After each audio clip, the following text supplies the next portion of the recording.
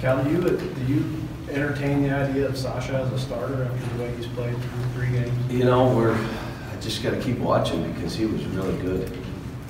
You know, he broke down some, you know, did some stuff, but every one of them did some stuff. What I liked was his energy. He tried. You know, he was in the gym after, like, we got back that day. I'd opened the window. He was down there. He was the only one in there shooting free throws. So he is more committed than he's ever been in his life. And everybody's got to accept that he's still young now. Like he was 17 last year, now he's like 18. This kid's the age of a freshman. But proud of him. What's kind of the deal with his free throws though? He's been hitting jump shots, but has been struggling at the line. Mostly mental. Like there'll be games he makes every one, and then when he misses 1 or 2, he can't make any. It's just mental. John, Tommy was talking about having a hitch in his shot when he was in high school. I'm wondering what that process is like to get a hitch out of somebody's shot. Well, the biggest thing is it's got to be volume shooting. You've got to get in and shoot it the right way over and over and over and over. And what happens, there will be times that you'll have slippage in the game. And so he'll go and it's not completely done, it just takes time. But he's worked at it, he's spent time at it, he's like 100% better. People watching, he's trending the way you're supposed to go. Now you just got to keep working in that direction. Calvin, you talked about this summer about the consistency. You tell the guys, watch NBA guys warm up. They have the same lift, they have the same form, every shot, every kind of shot. I noticed at the last home game he was out about 2.5 hours before the game. He said today he's trying to put himself in the positions where he's going to be taking shots during the game, the kinds of shots he's going to be taking, so that he's doing that to himself. He's taking them the same way. Is that a sign to you that Yeah, I just saw PJ total sweat when I just walked in, and I just said, that's great. You know, look, we only have so much time in a day. I can't spend 30, 40 minutes on shooting. So what does that mean to you? Some of you have no idea what I'm talking about, but the guys that have any semblance of education would know you got to do that yourself then. That means you got to get in that gym, you got to spend time, you got to walk across the street, walk 12 steps, and you got to go in that building and grab a manager and shoot. And they can't be tiptoe shots, they got to go be the game shots. And you know, what I was pleased at, and I didn't get on about it, we didn't get home till 3. I got home about 3:20 when I got home. Why are we playing games this late? I have no idea. They all went to class. Every one of these kids went to class. I can't believe it. I wouldn't have went to class. Just telling you. You couldn't have dragged me out of bed in 4 hours and then said, okay, get up and go to class. I got a great group. Like, you know, one of the things I want to tell them, I kind of thought we were going to get smashed up there. And the beginning of the game, a lot of people thought we were going to get smashed up there. And these kids fought, and we still don't know what we're doing. And as a coach, there's so many things that I needed to do in that game, but I'm trying to talk them through it, and it's hard. I don't want to give them too much because I'm more concerned about their fight and their aggressiveness and their attacking mode. My stuff is mostly right now about spacing the court the right way. When you get double teamed, when you're post feeding, where are you post feeding from? You know, the spacing so that we can drive the ball. You know, those are the kind of things I'm trying to hit them with. But you know, there are things that happen in the game that they're just not going to know. So here's what it becomes. Fight like crazy, talk, see it and fix it. It's the best I can tell you. Talk to each other, see it and fix it. And you know, I'm going to try to put them through some situational stuff today, but going to show them the last 3-4 minutes of the game today so they can see it and I can talk them through what was good and what wasn't good. Cal, when did you realize that the halftime interview had become a thing? And did that surprise you that it was like a controversy? Was it controversial? I mean, I guess. What I did was I grabbed her arm, and if you know me, when I'm talking, I don't remember anything around me. And I started squeezing her arm when I was talking about rebounding, and I forgot I was holding her arm. And that's why I said, uh-oh. But no, she's a good girl. Marie and I are fine. But it became an issue. I think it's kind of like anything I do becomes an issue, isn't it? John, why not take less money from TV so that you dictate the starting? I would do it just as long as they don't cut my pay. I think it's a great idea. Alan, why are you laughing back there? Every now and then you see. You have your first communion money. No, it wouldn't be communion money. What would that be? Dude, communion need, Jewish guy from New York. What's bar mitzvah money? I don't know what it is. That's long gone. John, you were named to that ad hoc committee on the NABC. They asked me to be a part of it. Yeah. What do you hope that can do? Look, I hope I'm a voice for the players on this. And when I hear it get too tilted toward the game of basketball or the coaches, then I will chime in, make sure that we stay focused on these kids and try to be fair with all of them. Not,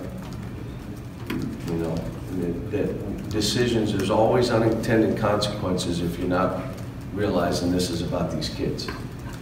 And whatever we do should be in their best interest. And we do that, it'll all be good. So hopefully, they've asked me to do it, I've agreed to do it, and I would say that would be my part of it.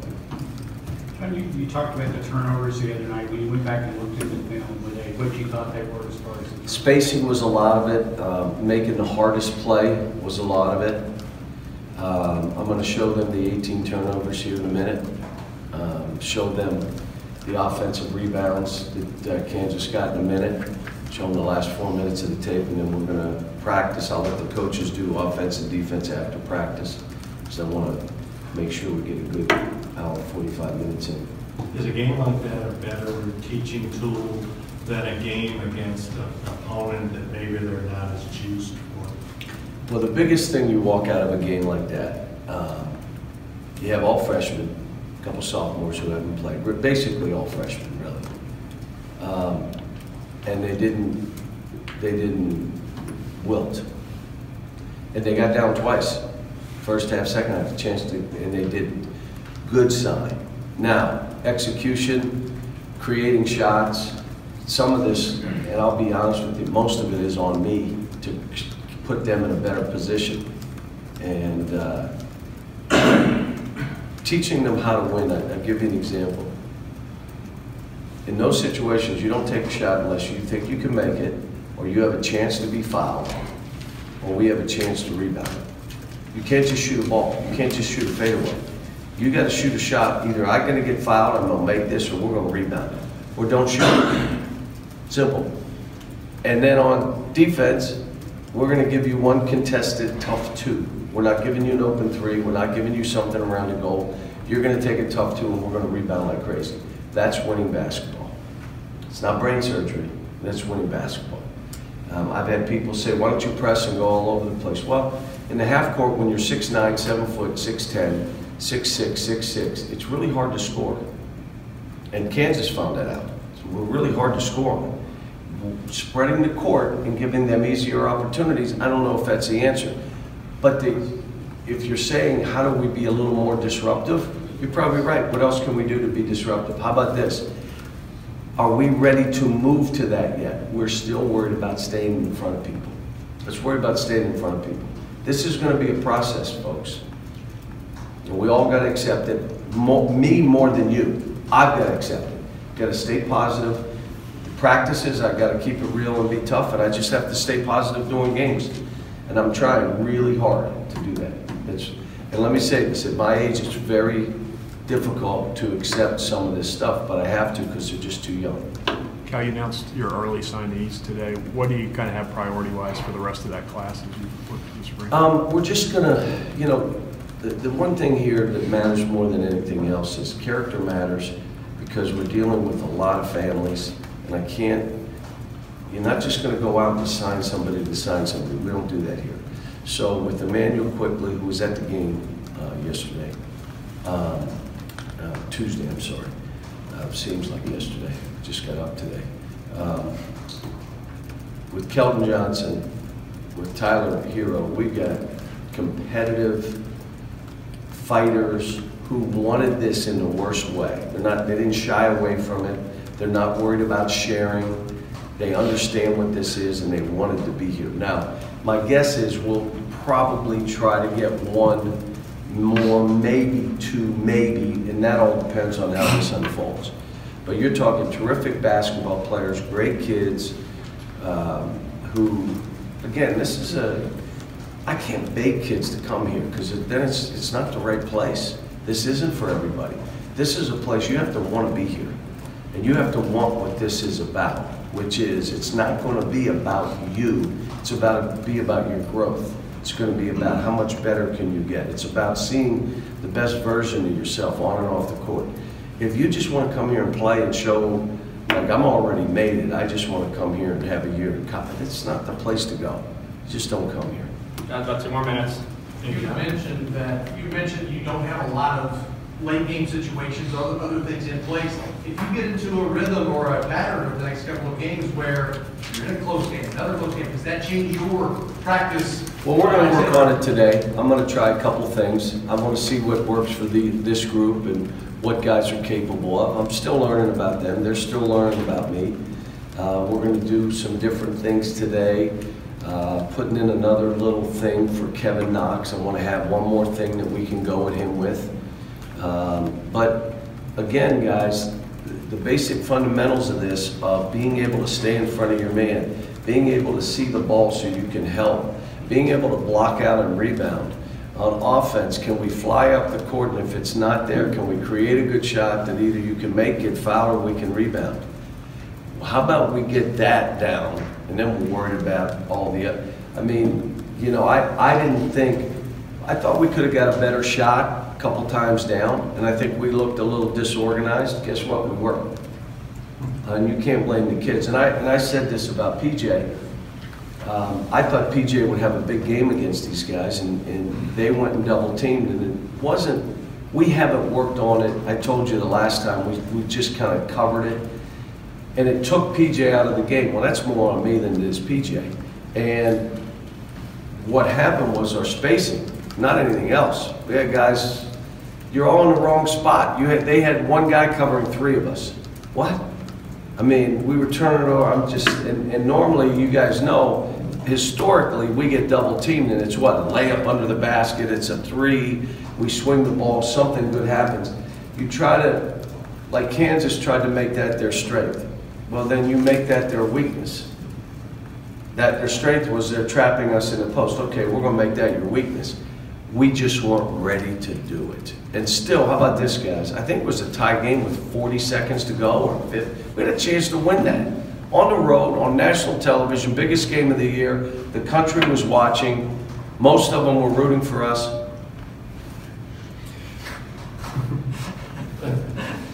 And you know what's the laughter about? And you know what? We still had our chance with a bunch of guys, you know, just on their senior prom 6 months ago. John, it used to be nowadays, jump shooter would square his shoulders, go up, seemed like the legs were together. But Jaime seems a little... He's still learning. My thing is, I like him getting to elbows and pull-ups, and that's his game. He'll make a 3 if it's inside and out. But, you know, I've got to do some stuff to get us playing a little faster. I'm going to try some stuff today, but I don't know who made that. I'm still mad. We're playing Friday. Why are we playing Friday games? Why are we? I don't know. We're playing every Friday. Like, Friday? It's a football school. That's true. We don't want to step on football. I don't know what and why we're playing on these Fridays, but we don't have the time to do all the stuff that we got to do. And I'm just kind of picking and choosing. Let's work on this.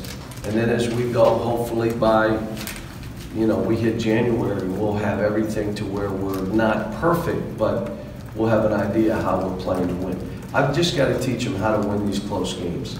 And when we played against Vermont, you saw they didn't blink.